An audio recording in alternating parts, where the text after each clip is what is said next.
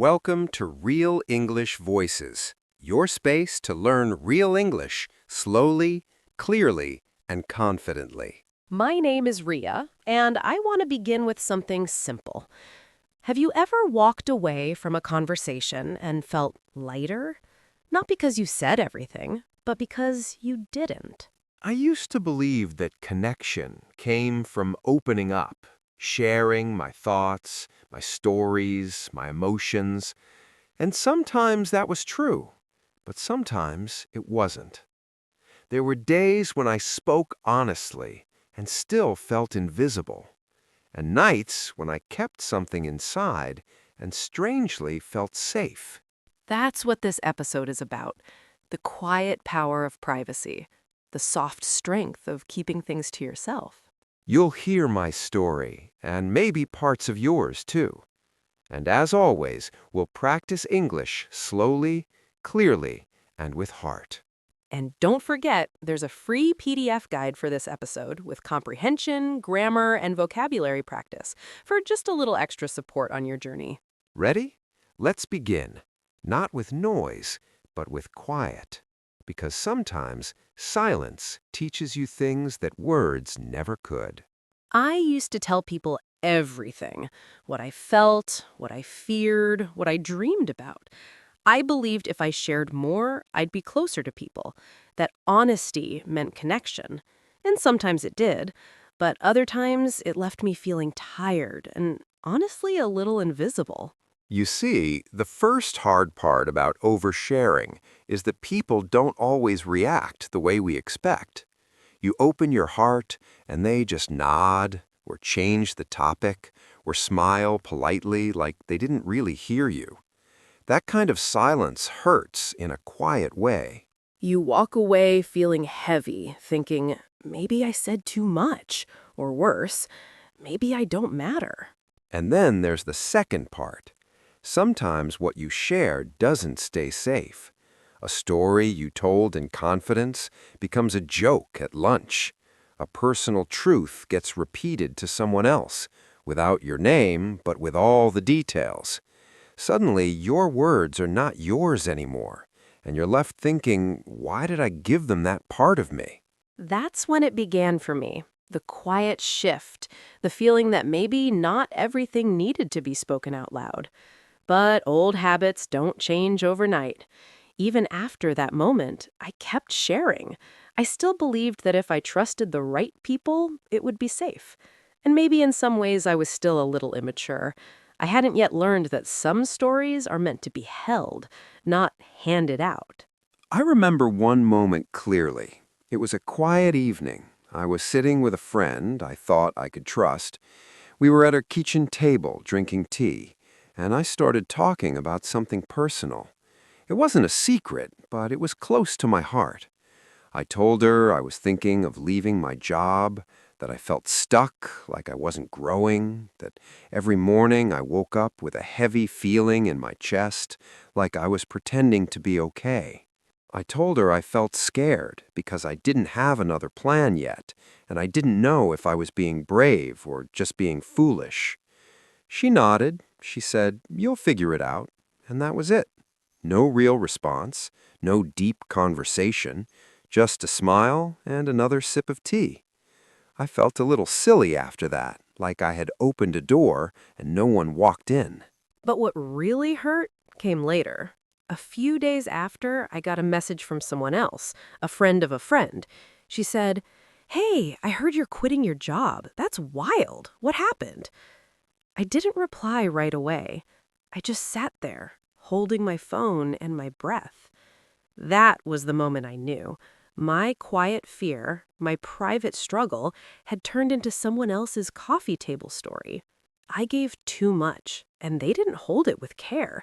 And the worst part, I couldn't even blame them fully, because I had handed them the pieces. I had spoken without knowing if they were ready to listen or able to protect what I gave. That's when I realized something hard. Not everyone deserves full access to your heart. Not because people are bad, but because your peace is worth protecting.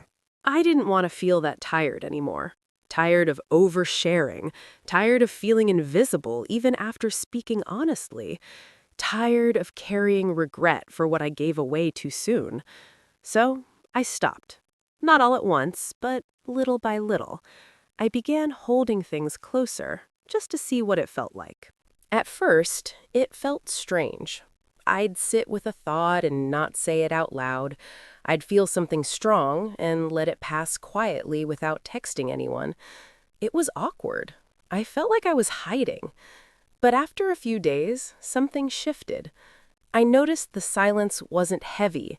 It was soft, like a blanket, like something that belonged to me. I started to notice people who were quieter than me. Not cold, just calm. They didn't rush to explain, they didn't over-talk, and still people respected them, listened to them, trusted them. And that's when it hit me. You don't have to say everything to be understood. You don't have to share everything to be real. Some things become stronger when you protect them. I remember writing in my journal one night, "Not every feeling needs a listener. Some just needs space." That sentence stayed with me, and over time, keeping quiet didn't feel like hiding anymore. It felt like healing, like I was slowly collecting all the little pieces of myself and holding them with care. And then something unexpected began to happen. Things around me started to change too. My conversations became simpler. There was less drama, less explaining, fewer misunderstandings. I felt more in control of my emotions because I wasn't handing them out to everyone anymore. I gave them space. I let them breathe. I stopped feeling that pressure to answer every question. I realized it's okay to say, "I'm still thinking about that," or even, "I don't feel like talking about it." And something beautiful happened. People began to listen more, even though I was saying less. I became someone others saw as calm, collected, private, but not distant. They started saying things like, "You seem more peaceful. You look lighter these days. You speak so gently, but it carries weight." And I smiled, because what they didn't see was that the strength they were noticing was built in silence, in all the moments I chose to keep something just for myself. And maybe now it's time for me to share something with you. If you're someone who shares easily, who speaks from the heart, who wants to be understood, I get it, I really do. There is beauty in being open, but there is also strength in knowing when to stay quiet. You are not rude for holding back. You are not fake for keeping some thoughts to yourself. You are not cold for protecting your peace.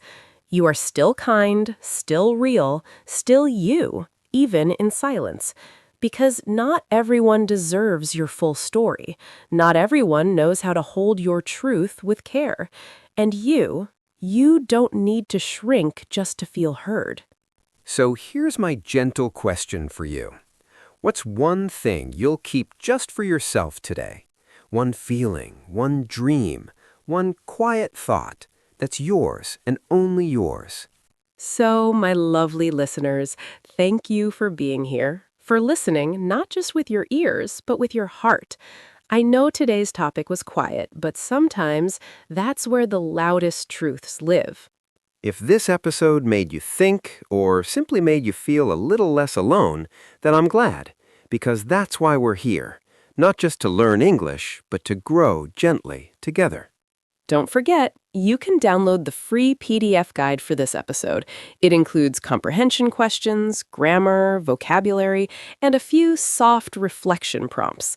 Just a little extra support for your English and for your heart. Take your time, stay kind to yourself, and remember, you don't have to tell the whole story to live it fully. I'm Ria. And this was Real English Voices. I'll see you in the next episode. Your progress doesn't end here. To continue advancing your English skills, click on the next video or explore the additional videos we've thoughtfully selected for you. Hey everyone, welcome back to Real English Voices, your go-to English podcast for learning English and improving your life. I'm Tom, and with me as always is my amazing co-host, Ria. Hey, Tom. Hey, listeners.